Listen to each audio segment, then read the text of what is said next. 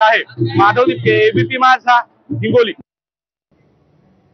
लाडक्या बहिणींसाठी एक महत्त्वाची बातमी आहे। राज्यामधल्या लाडक्या बहिणींसाठी आता वेब पोर्टल तयार करण्यात आले।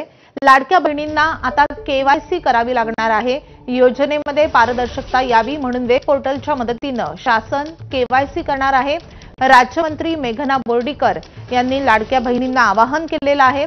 महिन्याचं मानधन वेळेमध्ये मिळण्यासाठी लाडक्या बहिणींनी केवायसी करावी असं आवाहन बोर्डीकर यांनी केलंय। महाराष्ट्र सरकारने ladkibhin.maharashtra.gov.in हे वेब पोर्टल चालू केलेलं आहे।